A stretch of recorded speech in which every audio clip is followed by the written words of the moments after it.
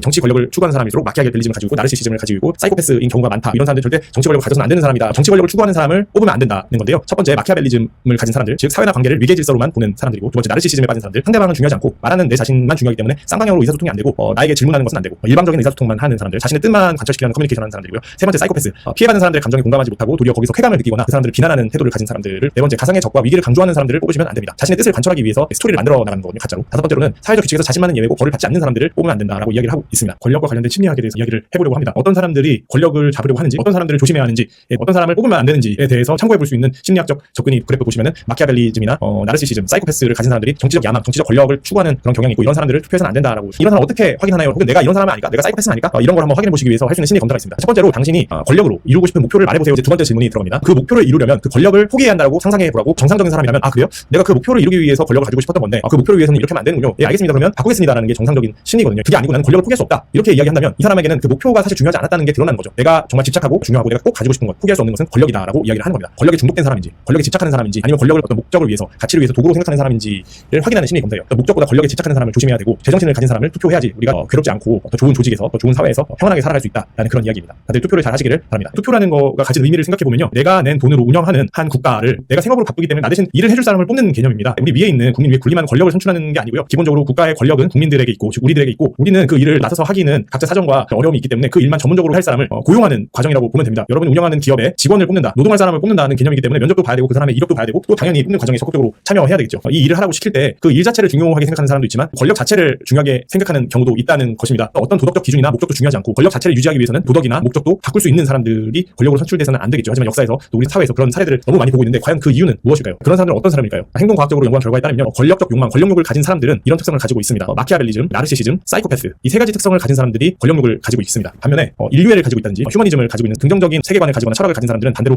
권력욕을 별로 가지고 있지 않은, 이 결과에 대해서 좀 충격받으셨을 수 있는데요. 사실 생각해보면요, 정상적인 인간이라면 자신이 많은 사람의 삶을 책임져야 한다, 내가 수많은 사람들의 삶과 생계에 영향을 준다는 이 사실이 두려워야 됩니다. 부담감이 가야 되고요, 거부감이 일어나야 되는데, 반면에 비정상적인 사람들은 권력 자체를 즐기게 되어서 상대방을 협박할 때 상대방이 괴로워하는 것을 보면 쾌감을 느끼는 사람이 있어요. 심리적인 문제를 가진 사람들이 권력의 자리로 돌격한다는 게 문제가 되기 때문에 우리가 정치 권력에 있는 사람들로 인해서 고통을 받는 현실이 일어난다라고. 만약에 당신이 나는 권력이 참 쉬워, 권력이 재밌어, 권력을 가질수록 막 쾌감이 들어, 다른 사람들이 나의 한마디에 의해서 좌지우지 되는 게 난 너무 즐거워, 이런 사람이라면 당신은 세 가지에 속할 심적으로 문제가 있는 사람이고 절대 정치를 하면 안 되는 사람들이에요. 마키아벨리즘을 가진 사람은 사회를 위계 질서 중심으로 이해합니다. 내가 높고 누가 낮고 이런 중심으로 자기 권위에 도전하면 도저히 참지 못한다든지, 위에 위치할 때 그거에 대해서 쾌감을 느낀다든지, 권력과 위계 질서 중심으로 이 관계나 사회를 해석하는 사람이에요. 문제는 이런 사람들이 실제로 권력을 얻는데 더 능숙하다는 게 문제죠. 두 번째 나르시시즘 특성인데요. 나르시시즘을 가진 사람들은 자기 자신이 가장 옳고 가장 중요한 사람입니다. 다른 사람 별로 중요하지 않고 의사소통이 어려워요. 일방적인 의사소통을 하고요, 사람의 말을 듣는 능력이 별로 없고 상대방의 입장을 고려하지 않고 자꾸 자기에게 중요한 이야기만 합니다. 주구장창 반복해요. 상대방이 듣기 싫어하고 침묵하기도 하는데 나의 뜻을 관철시키는 게 중요한 사람이기 때문에 상대방 입장에서는 의사소통 과정에서 괴롭다, 짜증난다. 문제는 이 사람들도 더 높은 수입을 보여요, 실제로. 마지막으로 사이코패스인데요. 사이코패스는 상대방에 대한 관심과 공감 능력이 없습니다. 특히 피해자에 대해서 공감 능력이 없어요. 같이 눈물을 흘리고 이 사람들의 아픔에 공감하고 동정을 보이고 이런 심리를 거의 가지지 않는 사람들이라고 보면 되는데, 문제는 이 사람들도 역시 더 높은 성취를 보인다는 거죠. 직업 현장에서 권력의 위치에서 이런 경향을 가진 사람들이 일반인보다 100배나 더 발견된다라고 합니다. 정치 심리학자들이 이런 사람을 투표해서는 안 된다라고 이야기한 정치적 권력을 추구하는 사람들의 특성으로 뽑힌 내용들을 제가 소개한 거예요.